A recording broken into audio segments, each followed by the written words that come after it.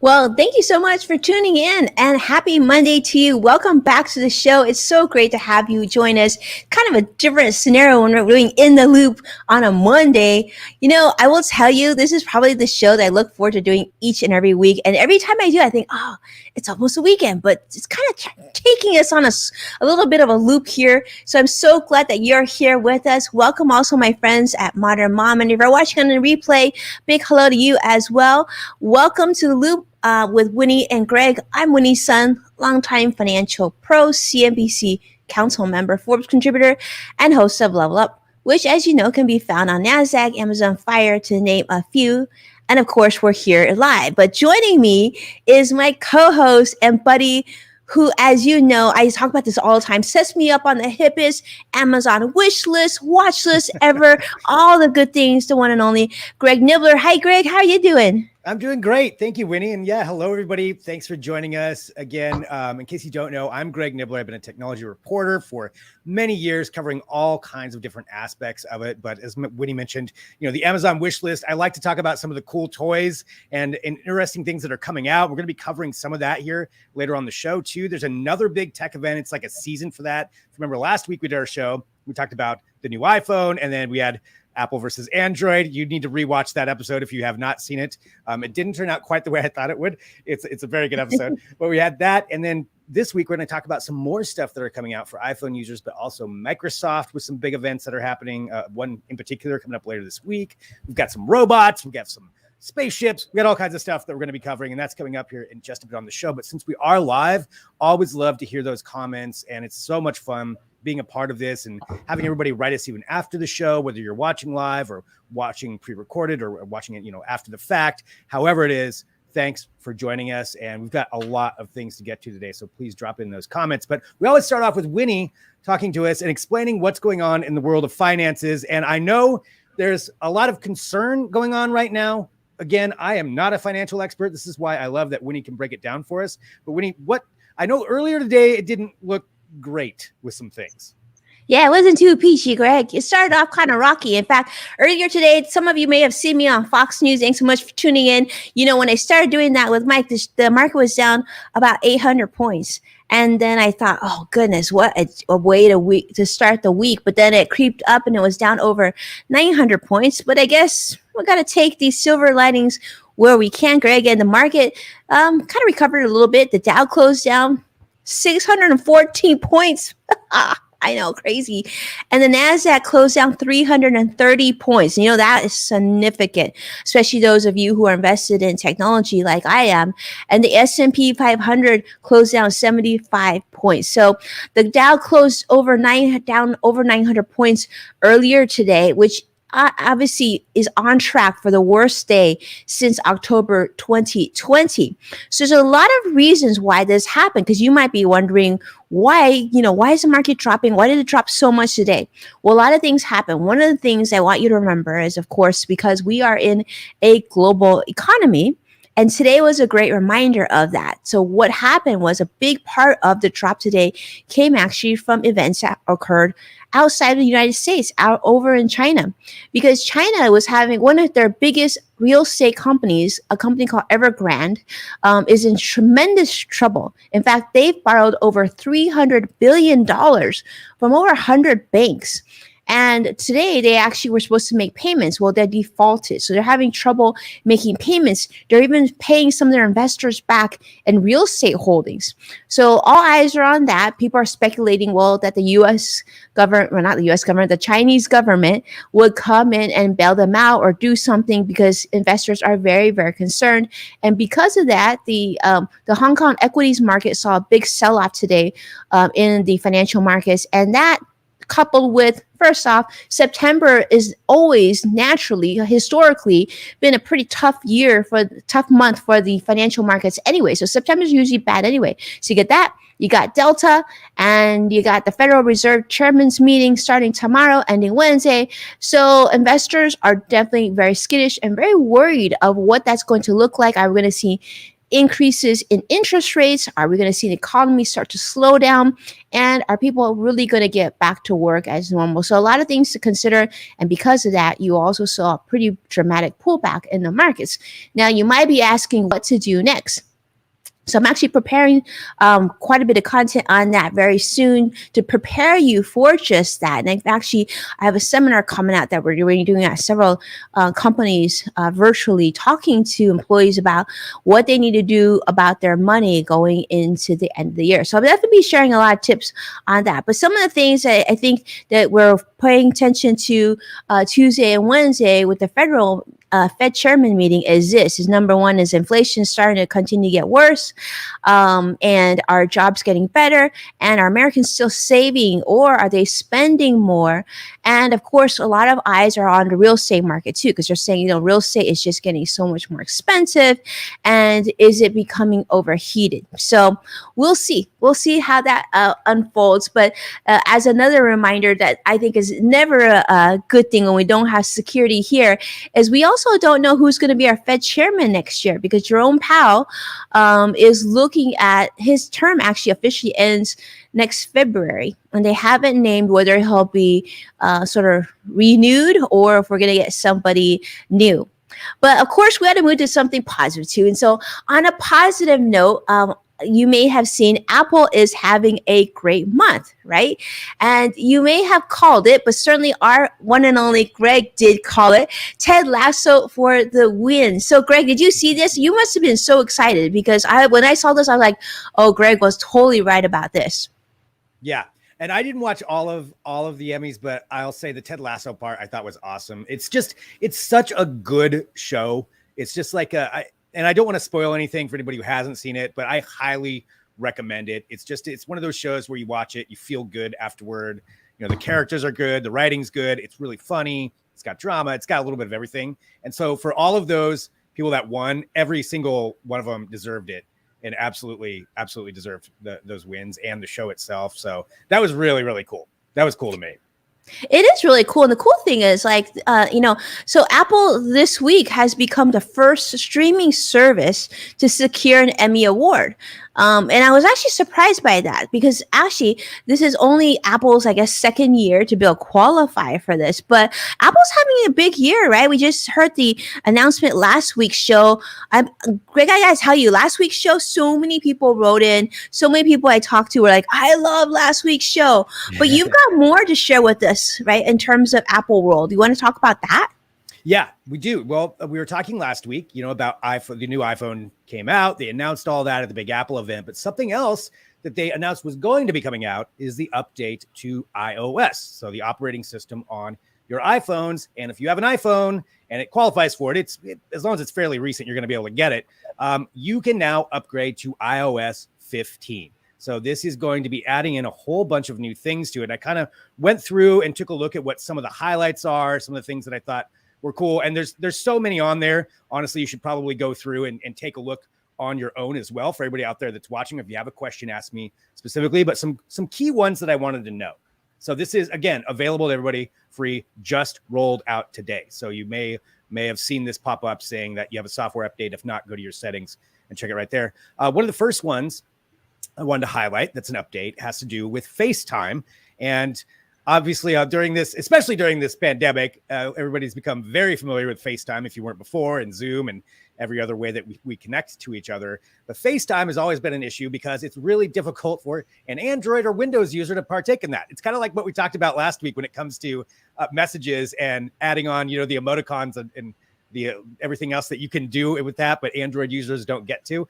Now they're going to open this up a little more to where you can invite people who are on Android or Windows machines to join a FaceTime call. That's a pretty big change from what Apple normally does. I mean, they usually like to keep things very Apple-y, very worked into that, right? Yeah, they do. It's just kind of how they operate. And this is, I thought, a pretty cool move to just acknowledge, like, okay, we got to open this up to more people if we want to keep growing this kind of a service, because online meetings aren't going anywhere. For sure. So this is something that they had to open up. So I thought that was pretty cool that now you can do that. You can invite people on other devices to join it. So what do you think, Greg? Do you think this is going to like replace some Zoom users? Are they going to migrate over to FaceTime because it allows more people? And by the way, Sadiq is saying hi, and he's having he's really excited that you're talking about Apple products again. Well, hi, Sadiq. I don't really think it's going to replace Zoom overall. It may replace some of those more personal meetings, as far as if somebody's on FaceTime and they got annoyed by the Android and Windows people and had to go over to another service to include them in. So that may open it up for a little bit of that. But even still, some of the features that they're adding into FaceTime, they've got some more spatial audio features to where it'll make it sound like somebody's coming from the specific side of the screen. And since this is just updated, I haven't had a chance to test this out yet, but they're going to try to make it seem more like you're in the room with someone, and everybody's working on those kinds of things. And also just with the cameras, as far as how it tracks people, some of those features are going to be available to use in Zoom also. So it's not like they're just going to make that exclusive in there. So I think they're acknowledging that Zoom's a power that's not going anywhere, at least not for now. So they're trying to, I think, play ball a little bit is what Apple's doing. So it's just going to be more inclusive. More inclusive. I love that. Then we can actually bring in our Android friends onto our FaceTime. Hopefully, remember how Robin had mentioned last week, she's hoping for those emojis in Messenger comments. I'm hoping to see that too, but Yeah, I didn't see any update on that, although they'll continue to roll some more things out. So maybe that's one that'll come along. One of the other things that will be coming to FaceTime is it's called, let me get the name right, Share Play. So we've seen this feature in other apps already, but now they're bringing it to where if you're watching something, you can share that experience and watch something with somebody else through FaceTime, share different things from your particular device onto theirs. So again, more kind of making that unified experience to being like, okay, well, let's hang out together. You can do it, from either watching a TV show or a movie, even doing a workout. So if two people have Apple Fitness, they can share the workout and then do the workout at the same time. So that's going to be rolling out a little bit later this year, but adding more of those kinds of things in. So that's some interesting updates, I think, to FaceTime that you've got on there. There also is a couple more. Focus. So this is a new thing you can do. And Focus is the idea, we've probably all experienced this, where you get work messages outside of work hours, or you're getting personal messages during work time or whatever. We get so many messages. I have way too many on mine, way too many email addresses, and I should figure out how to scale that back sometimes. Well, if you're having that issue now, for Apple, for iPhone users, you can set this to focus. So you could say, I just want work messages during this time and only via these particular apps. So you can focus things like that. Or if you want personal time, you can put all those work ones in where you're not going to get those notifications until after. So, or fitness, you can just go fitness time, and then it'll just do whatever you want for that. Maybe you don't want anything coming through during your fitness time. So it's just a better way to kind of manage your device. You could probably go in and do that with each one specifically if you had to say, these are my off hours, this is off time, but this is just one button that you could be able to do that with. So it's kind of a cool way to just, I guess, temper down a little bit of what we get inundated with when we're trying to do something. So focus time for that.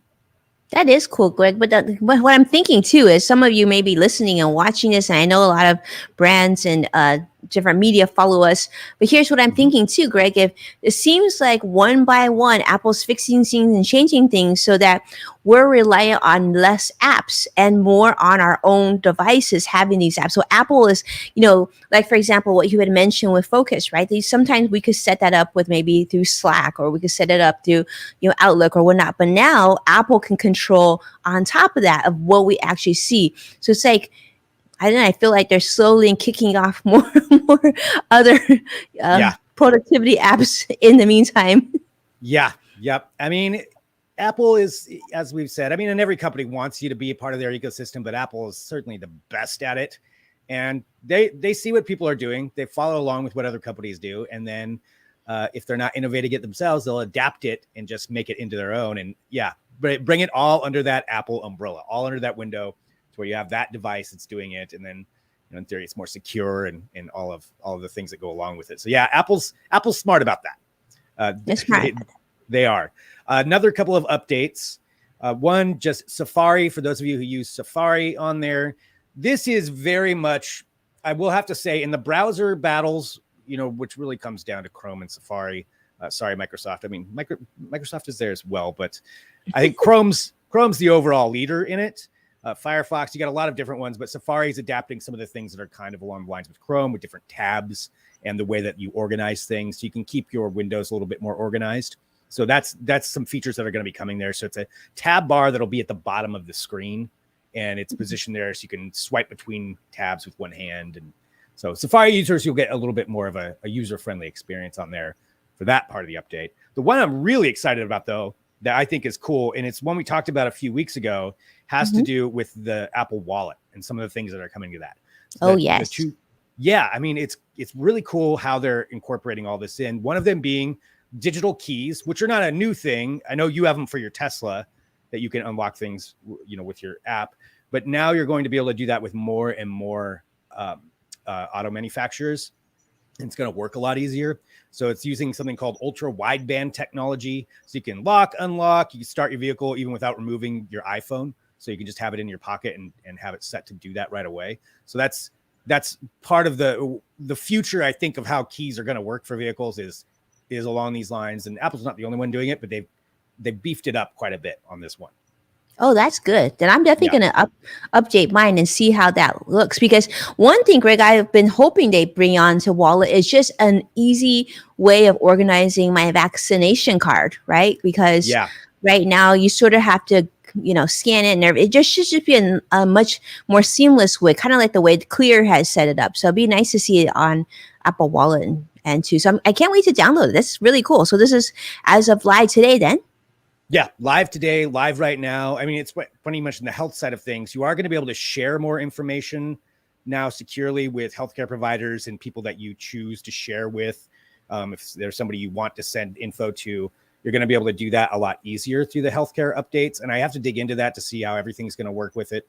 The vaccine card conundrum is a big issue just because of, how do you keep track of this? There isn't a national program for it. So really individual apps are going to be the way to keep that, but how to verify it.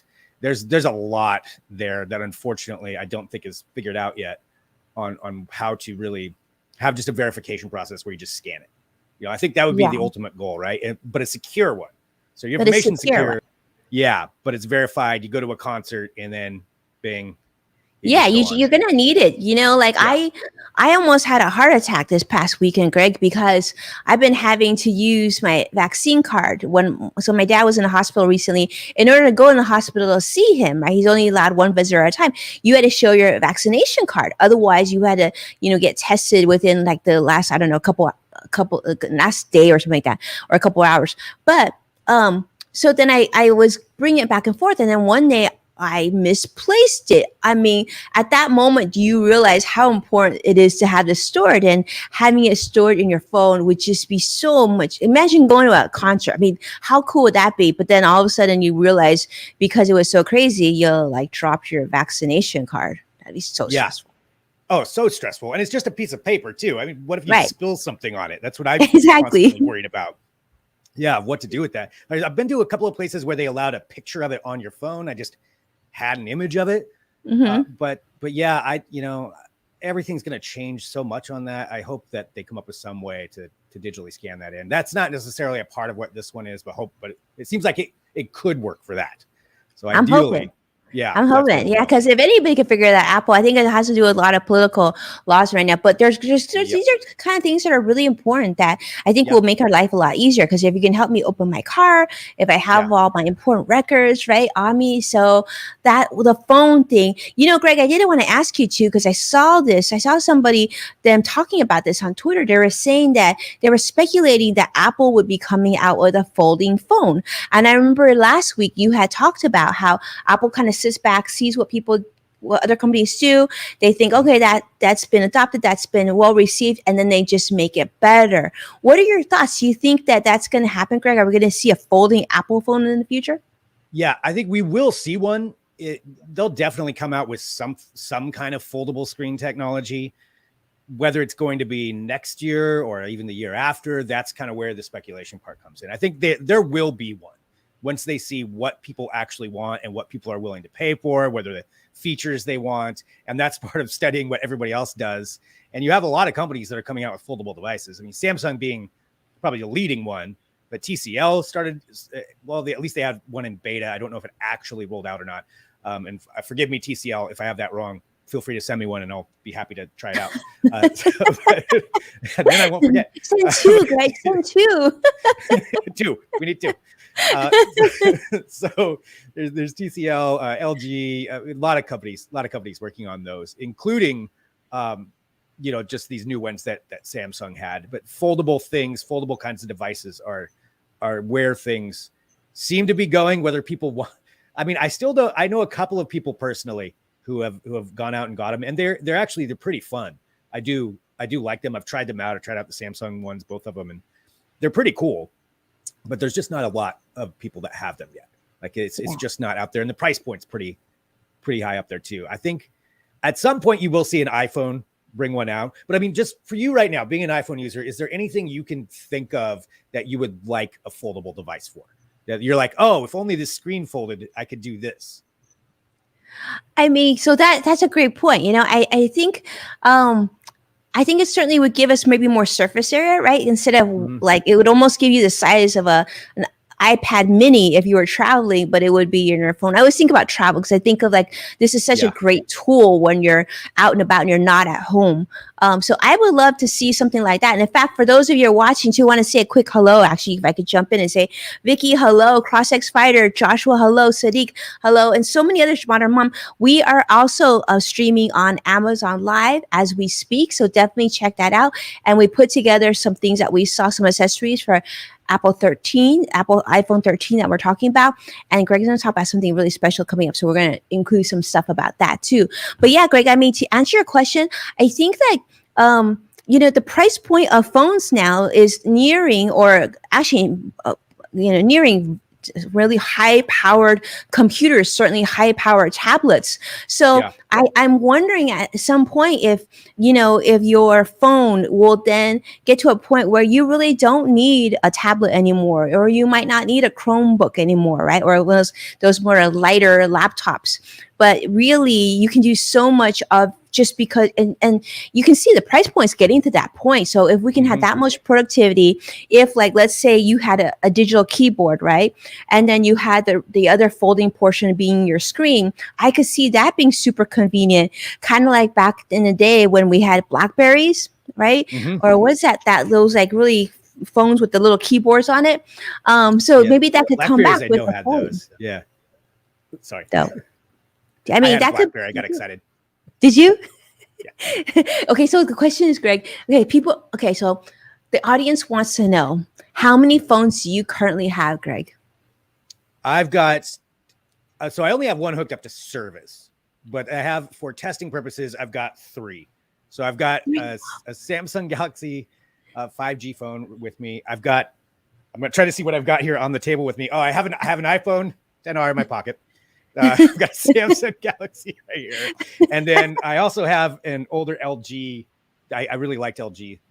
So I've got one of theirs as well that I test things on. Those are the ones that I would use for as far as testing out different applications. And then I've got a lot of old ones that I use for different purposes. Like one's just a music phone where if I drop it, I don't really care because it's okay. So it'll have just Spotify on it. So I find uses for the older ones. And then I've got a stack that I don't use. I see. So you don't get rid of your old phones. You pretty much keep them. They're a collector now. Yeah. I really shouldn't, but maybe someday it'll be a good display of old phone technology. I don't know what I'll do. I know. You know how some people like collect their wine corks? You could have a display of old phones. Old phones. Yeah. That's not quite as exciting as wine, but nonetheless. That's kind of it. Well, I mean, so you're talking though about these foldable phones and having different functions and making it more of a kind of utilitarian device. That actually is a good segue to talk about what's coming up later this week, because that's Microsoft now getting in with their announcement. And that's going to be happening on Wednesday. I believe it's 8 a.m. Pacific time when they're going to be having their Microsoft Surface event. And this is where they're going to be showing off not only a new laptop. I mean, this is speculation in quotation marks, but we pretty much know what we're going to be getting. There'll be a new laptop, and I'll kind of talk about that here in a minute. But as far as a phone, they have their Surface Duo 2 that's going to come out. So Microsoft came out with the Surface Duo. I think it was in end of 2019, I think is when they originally finally showcased it. They've been talking about it for a long time. And it's a phone that runs off of Windows software. It's got foldable, but they go with the full hinge in the middle. So they're not really trying to make the complete screen foldable. So it's in their terminology, more durable, I guess is what they're going for. But it's that idea of having multi-functions across that, where you can drag and drop things across the two different windows. You can set it up so it's kind of at a T shape and type on it, just like you were mentioning. You can play games on it. You can do all kinds of different things with it. And that's what they're going to be showcasing, is that new one where I guess they're going to be bringing in 5G. The USB-C port's going to move. I don't know if they'll still keep the headphone jack. That's a speculation on there. They may or may not get rid of that, but updated cameras. But that's part of what they're going to be announcing is a new phone along those lines. Wow, very cool. I do hope they keep the headphone jack for now. I feel like it's sometimes when you're doing long calls, it's just really nice not have to worry about your battery life on your headset. Yeah. I don't think that battery life is there yet where we can completely alienate that port. Totally. Yeah. And again, especially for traveling, right? Because when you're on the plane, you don't want to drain your battery, but you don't also want to listen to something. So, I mean, I guess you can Bluetooth it, but then you're also draining the Bluetooth battery. So yeah, I'm a fan of the headphone jack myself. I get why they want to get rid of it. It takes up a lot of space. We'll see. I get all nervous when they take away ports and stuff. Greg, I wish they wouldn't do that. You know, it's kind of stressful. We need ports. Right. We need more ports, less dongles. That's what I Yes, absolutely. Because it looks all streamlined when it comes out of the box. But, you know, once you start utilizing it, you start putting all these dongles in and hubs in and everything. All of a sudden, it's looking kind of crazy. It doesn't look as portable as it was supposed to look on TV. What's up with that? Yeah, exactly. I don't think that's going to change, unfortunately. I think that's going to be still the way things go. But I don't know if anybody really likes that. There's maybe the advantages of it, of how much more you can pack into a device and make it sleeker and smaller. I understand the logic behind it. I still don't like it. I still want more. Yeah. Cross-X Fighter is saying he likes the headphone jack too. Cross-X Fighter is definitely, I know Cross-X Fighter is a big gaming person, so probably that's also easier probably than to have Bluetooth, right? So Sadiq is saying he has 10 times the same phone. Really? Wow. I wonder which phone that is. You have 10 well, of we the know exact same version? I don't know. Sadiq has shared with us that he's a big time Android user. So I guess 10 of those. Well, what I'm really interested to, though, Greg, is, so you said that you had an old LG phone. What makes this LG phone so special that you still keep it around? I mean, it's not that old, but I like the LG functionality, even though they're getting out of the phone business. So it might be just more nostalgia, really, than anything else. But I use it because since it's not hooked up to phone service, I can use it for specific things. Like if I want a camera or just to film something, and it doesn't need to be, 4K, super high end, but something that I can take somewhere and just have it set up. Also, since it's not my usual phone, if something happens to it, it's not the end of the world. But I always liked LG's phones, and they're for the most part getting out of that business. They made that announcement. So I think it's more nostalgia than anything else that I'm holding on to it. That's I'm a phone nostalgia guy. All right. We now established Greg is a phone collector. No, I didn't. I never thought of myself that way, but now, saying it all out loud, I sound like a crazy person. Can I suggest a different hobby? I suggest #money collecting. I like that is a much better way, a much better thing. It's not a financially smart hobby that I've got. That's not I've enjoyed my good friend is joining us on Facebook Live, is also #phone collector. Hello, Ivan. It is wonderful to see you. It's great to have you with us. And Sadiq says, I cannot the parts in the US and buy from eBay and replace them. Okay, Sadiq having problems because of like phone issues and parts and whatnot. I hear you. There's definitely some things that are parts are just hard to get to. So it is what it is, right? Yep. Got to do what you got to do. What I do. Yeah. So you've got that. Just one other thing for the Surface event too. And again, that's coming up on Wednesday. Some new laptops. So this is some highly anticipated stuff. This new Surface Pro 8 is probably what we're going to be getting as one of the leading things for this event. So Good looking. Yeah, it's a good looking laptop. I've used a Surface Pro before. I've actually enjoyed using these things. It was an older one. I think it was a 6 is what I used to use.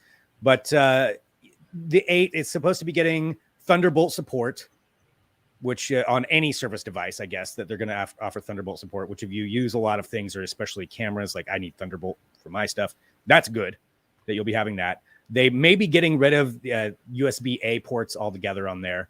Not surprised. I think USB-A again, ports, getting rid of ports. yeah, I know. I think the dongle for the USB-C to USB-A adapter is going to be something we're all going to have to live with for the next few years till all the A devices are gone.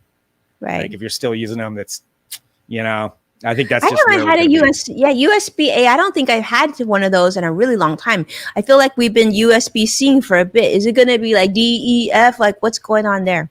Yeah, there'll be updates. There's some new USB-C protocols. I think the actual port should stay the same. I think everybody's realizing we're all getting tired of that. So I don't know if maybe there's some time where that will change, or we just go wireless. That may be the next iteration, where we're using 5G or advanced Bluetooth or Wi-Fi, and we just get rid of ports altogether. That's probably what the ultimate thing will be once it's fast enough and connects seamlessly to everything. I bet we eventually get rid of all ports. I was my guess that somewhere down the line that'll happen. All right. Well, then no more ports for you. No more ports. They're taking our ports away. What are you going to do? What are you going to do? Yeah. Cross-Tech Spider is hoping that these laptops have tons of storage, because right now we're seeing a lot of colors. We're seeing this pencil pen type of thing, but storage obviously a big issue, especially when you're looking at a laptop or a device that's so thin. That's always a concern, right?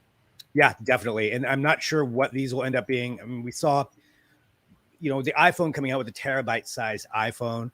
I would imagine there's going to be some upgrading you can do. Although one thing with these, from what I was reading, is that you'll have some exchangeable SSD drives, so you could actually exchange them out. So if you have multiple SSDs, you can drop them in and out. So that would be one way to kind of get around some of that. Because if you're making, especially if you're working in any kind of video, I mean, the higher we could not survive on one of these devices, I'm sure. No, I mean, I have to have an external SSD that's a terabyte just to actually render, just to handle, basic video production. And even that's not enough. I need other ones to back that stuff onto. So we have multiple 3 terabyte drives just to get all the footage that we do. Mm-hmm. Yep. Just to store all that stuff. I mean, and eventually maybe you'll be able to store it all online. I mean, you could now, but that gets pricey as well. So that is a conundrum. I think storage is always going to be a conundrum for quite a while. Well, that's big money in storage, Greg. There really is. There really is. That's a good business that they got themselves into there. That's right. So a bunch of service stuff, probably more previews of a little bit more look at Windows 11 as well. Windows 11 update is supposed to drop on October 5th. So anybody who's using a PC, you could have got it right now anyway in beta. So it's not like it's a big secretive thing, but it will start rolling out October 5th. And so that's going to be when you can update your computer and start using some of those features as well. So some cool stuff coming up for Microsoft users. It's not as exciting or glamorous as Apple. I feel like, Apple's you didn't tell me the Microsoft version of FaceTime update. You didn't tell me that part. Oh, Microsoft Teams. Yeah. I'll keep the Teams comment to myself. I mean, I know Teams is very good, and I like Microsoft a lot. I've had to go to work on Teams before, and I'll say when it first came out, it was not the best experience. I'm sure they've improved it a ton since then. I'll be very politically correct there. Very politically correct about that. Yeah, I'm sure they've made some vast improvements, and it'll work great with Windows 11. Let me just say, I'll say this. I hope they improve the Skype platform. Because I think that's an area that definitely needs to be improved, right? Skype personal, Skype business. It just feels to be very wonky. Yeah, and it always has been too. I was an early adopter of Skype, because when it first came out, they were really one of the best platforms for doing video or just having an online phone number and all that stuff you could do with it. I mean, they were really ahead of their times, and then Microsoft, got them, and it doesn't feel like things have really. They've been passed by on a lot of features on that, because it's that wonkiness. It really is. Yeah. It's the wonkiness of that. It just never really quite did what it's supposed to do. So maybe they've got some improvements on that. Maybe. Let's hope. Or maybe they'll end up buying Zoom and just skipping. I don't know. Oh, you know what? Stranger things are who knows these days? Like, we just keep getting surprises. Yeah. But regardless, Microsoft with that new stuff, the hardware does look really, really cool that they've got coming out. So that'll be cool. That's on Wednesday.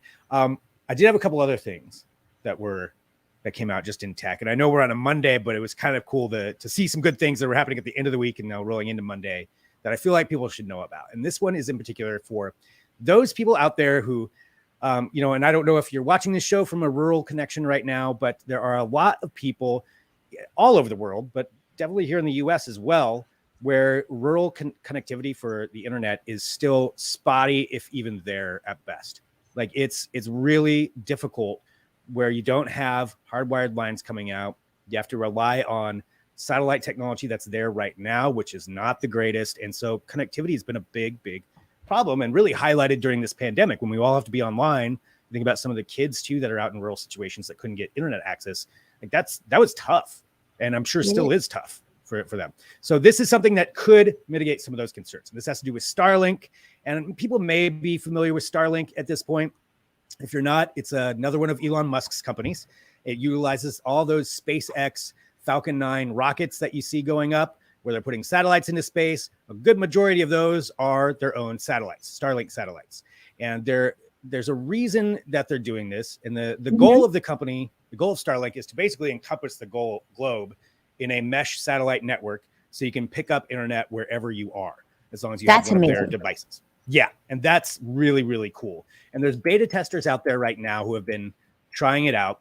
And so far, it's a little bit of mixed results, but they're just getting started. Eventually, you're going to be able to get a gigabyte, though, per second speed is what they think, which is on par with about what you can get in a city. I mean, maybe it's not quite up to that, like 10 gigs per second, but it's certainly better than nothing. A gig per second can change some lives for people out in the middle of nowhere. And they're, according to Elon Musk, they're going to go out of beta in October here. So coming up soon. And that means that a lot more people are going to be able to get it. They've ramped up production on their receivers. So you do have to buy a receiver from them. That's $500. So it's a bit of a price to get into it. And then the service, I believe, is $99 a month. And they want to kind of keep it at that, or just at one price, not a bunch of tiers or anything. It's just you pay for it, you get the best they can give. And again, so far the results have been pretty, spotty depending on where you're at. They're still putting the satellites in orbit. There's a lot of them that they need to put up. There's over 1,000 now, and they have, I believe, the FCC license right now is up to 13 or 14,000, and then they could add another like 20,000 on top of that. That's a lot of satellites. But the reason this is better than the satellite internet now is these are way lower in orbit. So these things are much closer, and there's so many of them, they can ping off of one another. And that's why they're saying you're going to get low latency, you're going to get faster speeds, and it's going to fix a lot of those issues that people have right now. So, Elon's just creating more excuses for us to buy everything Elon Musk. Yeah. I mean, it's really competition now between him and Bezos. And it seems like he's even selling all his property here in the United States to move to outer space. So, who knows? I think it would have been cool. Like, it's great. This might be like the first rendition of Starlink. And maybe eventually one of the things I'd love to see is, having that portability of, consistent Wi-Fi internet access wherever you are, right? So you don't have to take your $500 device machine with you if you're driving on your way to Alaska, where there's these dead zones, right? So who knows? I'm guessing that's just going to come in the next couple of years anyway. Yeah, they're working on it. I believe they have some patents. They're working on something for that kind of thing, for like long haul truck drivers, and to start off with like bigger vehicles, RVs. And bigger things like that. But yeah, portability is something that's down the pipeline. I think I agree with you. Eventually, just having it right there in your vehicle, you combine that with 5G, we'd have connectivity everywhere. And that'd be great. A way to turn it off if you want to disconnect. But yeah, that's I think where we're kind of heading. And again, for all the people that are out there in rural areas, my parents still live out in the country where I grew up, and their service is terrible out there. And there's no option. They don't have any other option to get service. So this kind of thing, I think, can be game changing for a lot of people. Have you signed them up for Starlink? I tried to sign up for a beta, but since I live in Portland, I wasn't able to. It's not offered here yet, but I did want to try it out. So we're going to see once this opens up. So this is what's going to happen. So right now you can put down a deposit. It doesn't mean that you're necessarily going to get it right away. So it's still going to be a little while to roll out, but they're working on, since it comes out of beta, it will speed up the production process a lot faster. Maybe not by the end of this year, but maybe sometime next year. And it'll roll out and be available for more people. But yeah, I think they should definitely get it as soon as this comes out, because it's ridiculous how slow their speed is right now, and just what they live with. I'm like, God, there's a whole world you don't get to experience. Like I'll download stuff for them from my house and then drive it to them, because it's easier to do that than doing it the way that they have to do it. So whatever works these days, whatever works. But yeah, it'd be really cool, because if you had this access not only at your home but on a mobile device, then it would be so nice to be able to not have to deal with, when you go to a different country, not having to get another device or another card or a chip or whatever data plan for whatever country that you're in. And you could literally, that would really, I think, create more mobility and freedom, and probably more inclusivity for everybody who's struggling with just lackluster internet. And I think that would be good for just everybody in general. So awesome, Greg. That's really exciting stuff. Yeah, I'm excited for that, just to see what happens there. So Starlink, something to be aware of. You can go there and try to put down a deposit right now if it's something you're interested in. Last thing that was trending again from the end of last week has to do with Boston Dynamics. And I'm sure we're all familiar with Boston Dynamics robot videos at this point, whether you find them fascinating or terrifying. And this one is with Hyundai, who actually, they're the new owners of Boston Dynamics. They're the ones who ended up purchasing the company. It bounced around to a few. Google owned them at one point. And this is a showcase of one of the ways they believe that the Spot robotic dogs can be helpful with giant manufacturing situations. They're using this in Korea, one of their production facilities, where these robots go around, and part of what they do is they look for safety risks. They have all of these high-end sensors on there, and that they can scan high temperatures. They can tell if maybe personnel are getting too close to something dangerous, if there's leaks or whatever. They can walk around and do these scans. They can do it autonomously, and then just alert you when something happens, or you can go in and remote control it. And the other part they're going to use it for is security, to basically walk around with security guards as an extra measure of security, or maybe walk around on their own, look for doors that are open.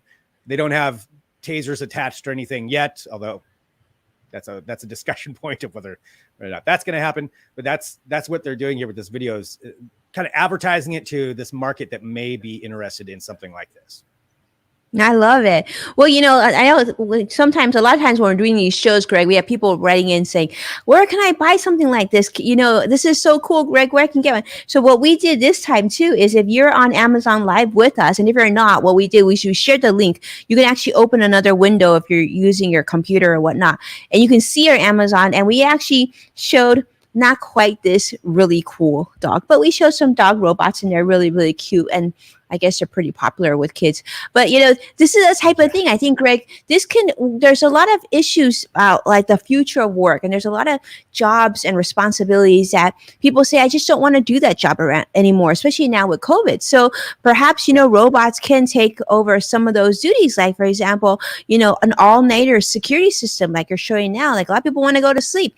And if a dog robot can go around checking for doors aren't locked, or people who shouldn't be there, and just photographing and another level of security, it sounds like a really good idea. And I imagine a lot of companies would consider adopting this as one of the ways to control costs, right? And also reduce liability.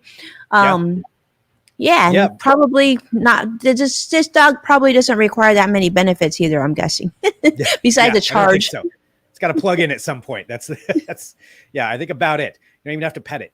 So I think you're right to a lot of that extent too, because the liability and just safety, if this can do some of those dangerous jobs, and that's where these things are also deployed right now. They're on like oil rigs or mining operations, different places where it's really dangerous for a human to go. The risk of danger is so high or harm that you can send this in.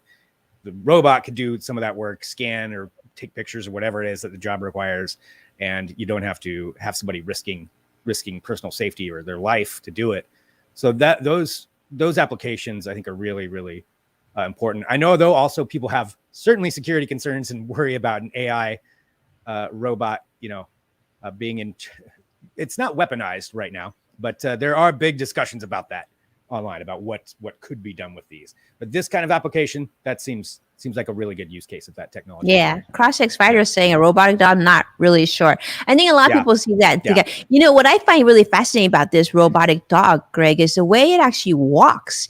Actually, reminds me of a dog. It's like, it's kind of crazy the way the legs are moving, and it's all crazy. But you're right. The whole threat of being able to use it as a weapon, I think it's reasonable to be a little nervous about that. So we'll see.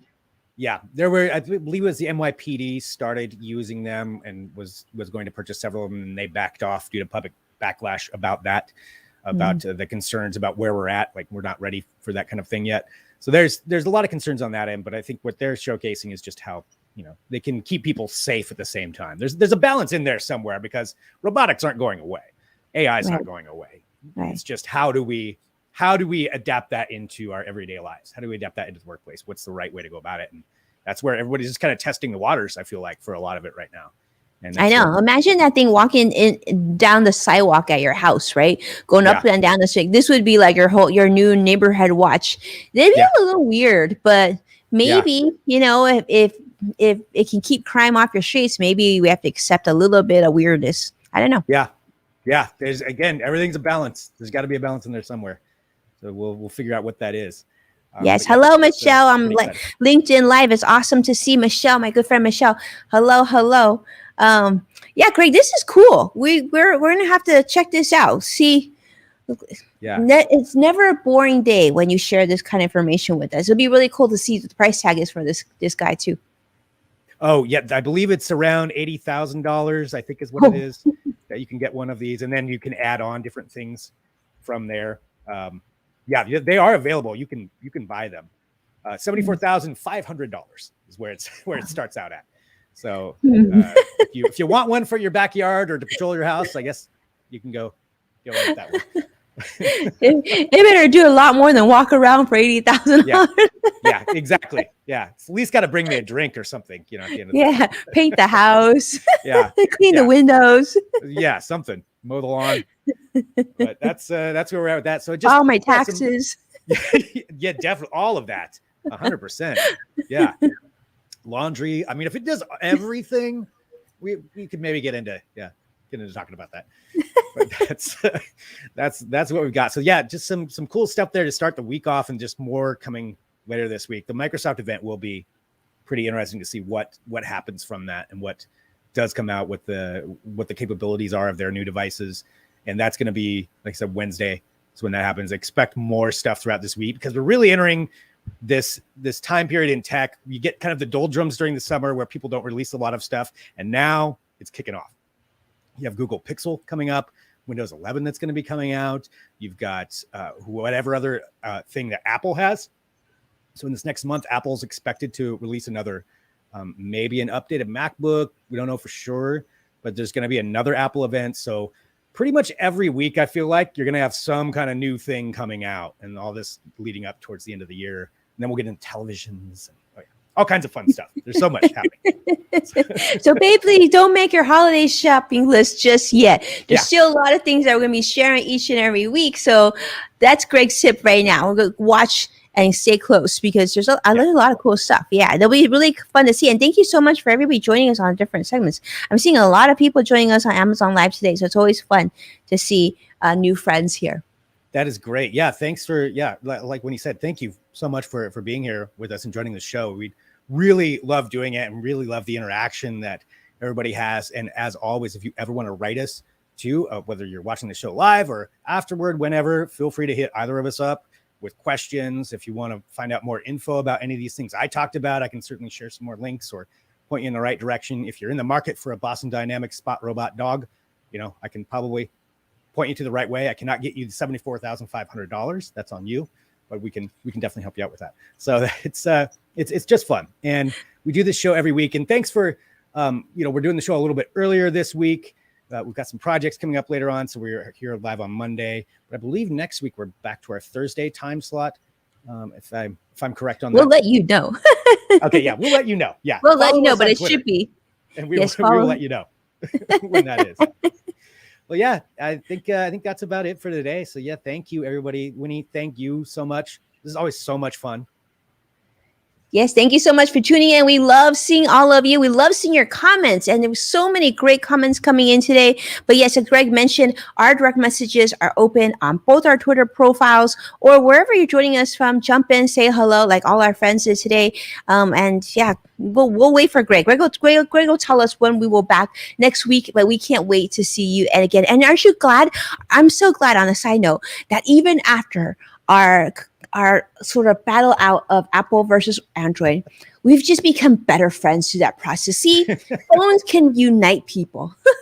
The differences aside, the struggles that we've gone through. Yeah. No, definitely. I think everybody should watch that episode from last week. You should watch the show. It's fun. You should watch the show. And not only that here's what I'm going to say this for those of you still with us right now. Okay, last week, Greg talked about the whole Apple announcement. This week, he talked about the whole Microsoft announcement. Notice the difference in tempo. Where was Greg more excited?